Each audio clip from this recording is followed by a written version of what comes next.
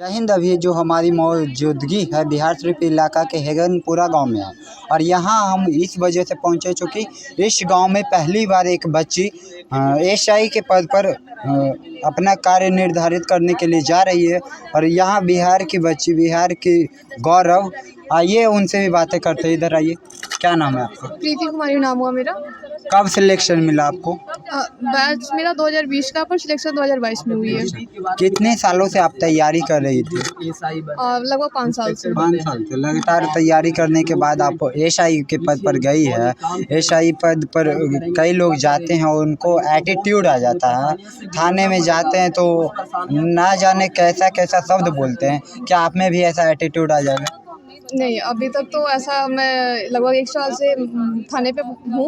ऐसा मेरे में कुछ ऐसा नहीं आया है, लेकिन कभी कभी पुलिस में ये मजबूरी हो जाती है कि थोड़ा आपको रूडली बात करना पड़ता है। कई जगह नहीं होते हैं, सारे लोग इस टाइप के नहीं होते हैं। कई जगह हमने देखा पुलिस लाइन में जो महिलाएं हैं वो भी सुरक्षित नहीं है।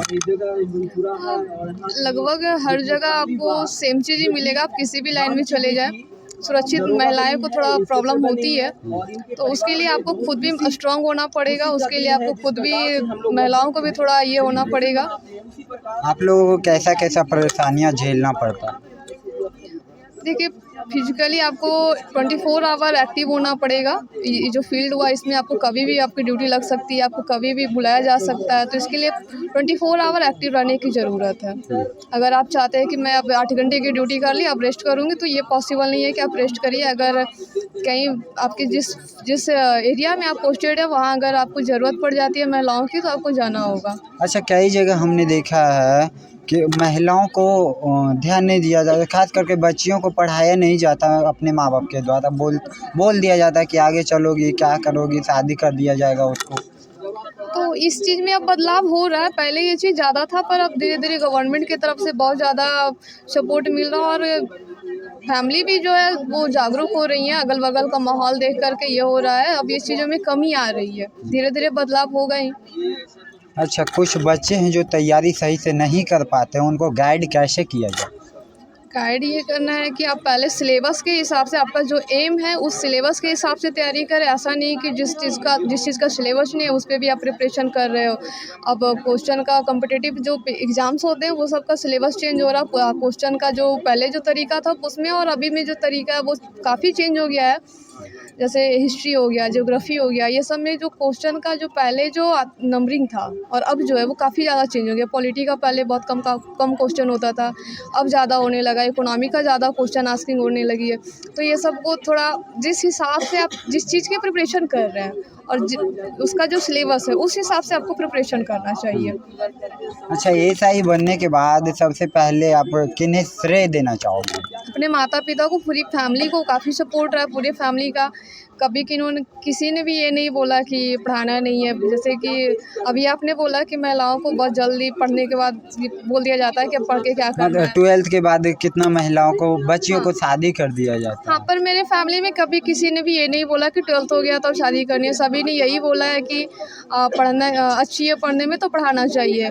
दादा दादी, अंकल आंटी सभी का सपोर्ट रहा है, फुल सपोर्ट रहा है। कभी भी किन्होंने भी किसी चीज़ के लिए मना नहीं किया, पढ़ने के लिए खास करके। अच्छा, कहाँ रहकर आप पढ़ाई की थी? पहले घर पे ही रह कर पढ़ाई कर रहे थे, फिर लास्ट का 6 मंथ मैंने पटना में रह कर पढ़ाई किया है। चलिए, यहाँ पर जो एएसआई महिला थी उनके मदर है हमारे साथ मौजूद है। क्या नाम है आपका? जी सर, संजू देवी। कैसा महसूस कर रहे हैं आपकी बेटी एएसआई बन गई? बहुत अच्छा लग रहा है सर, बहुत गर्व महसूस कर रहे हैं जी। क्या लगता है ईमानदार एएसआई बन पाएंगी? बचपन से जिसको ईमानदारी सिखाया गया हो सर, बताया गया है, आगे चाहेंगे कि मेरी बेटी कहीं राह पर भटके नहीं, ईमानदारी को छोड़े नहीं, अच्छे ही रास्तों पर करें। क्योंकि जब कुछ नहीं कर पा रही थी, सिर्फ पापा के एक कमाई से सारे बच्चे ये हो रहे थे, पर आज तो जो भी मिल रहा है कुछ तो मदद हो रहा है। तो थोड़ा थोड़ा ही कमाए, पर ईमानदारी को नहीं छोड़े। कई जगह ऐसा होता है कि महिलाओं को पढ़ाया नहीं जाता है, तो आपने कैसे सोचा कि हम अपने बच्चियों को पढ़ाएंगे, आगे बढ़ाएंगे? क्योंकि सर हम लोग भी पढ़े लिखे हैं, मिडिल क्लास से ही हैं। मेरे माता पिता भी पढ़ाए हैं, मेरे भैया जी आए हैं, ये मेरी भाभी हैं और मेरी माँ भी आई हुई है। तो जब हमको थोड़ा सा शिक्षित किया गया है तो हम सोचे कि जितना हम शिक्षित हैं हमसे ज़्यादा ही मेरी बेटी होनी चाहिए। क्या क्या कहिएगा उन महिलाओं या माता पिताओं के ऊपर जो अपने बच्चों को पढ़ाना नहीं चाहते हैं? जी गलत बात है सर, क्यों नहीं पढ़ाना चाहेंगे। ये नहीं है कि आज हम प्राइवेट स्कूल में ही पढ़ा करके बच्चे को बड़े कर सकते हैं। प्राइमरी स्कूल वगैरह ही है जो इसमें भी हम पढ़ा सकते हैं बच्चे को। चलिए हमारे पीछे कुछ यहाँ के फैमिली लोग हैं, उनसे भी बातें करते हैं। आप इनके क्या लगती है? मामी है। कैसा महसूस कर रहे हैं कि आपकी भांजी जो है एसआई बन गई? बहुत अच्छा लग रहा है सर, बहुत खुश है। अच्छा, आप अपनी बच्ची को क्या बनाना चाहोगी? बैंक के लिए पढ़ाई कर रही है, तैयारी कर रही है। मामा जी मौजूद हैं। क्या नाम है सर आपका? मनोज कुमार सिन्हा। कैसा महसूस कर रही है आपकी भांजी जो है एसआई के पद पर चली गई है? बहुत अच्छा महसूस कर रहे हैं। आगे जो समाज में क्या संदेश देना चाहोगे आप? समाज को तो यही संदेश देना चाहेंगे कि इसको फॉलो करें और जितना भी समाज में परिताड़ना है, अब कुछ हो रहा है, भरा बुला कहते हैं लोग, उसको छोड़ दो, अपना लक्ष्य पर लग जाओ और उसका परिणाम मिलेगा तो सब लोग फॉलो करेंगे उसको। अच्छा, इस बच्ची को क्या क्या परेशानियों का सामना करना पड़ा था? समाज में आप ज़्यादा देख ही रहे हैं कि क्या क्या सामना, जो जब भी कोई गांव या समाज से जब निकलती है कुछ अलग करने के लिए तो सबको भला बुरा सहना पड़ता है और उसका जवाब यही है कि बस रिजल्ट आ गया, जवाब मिल गया सबको।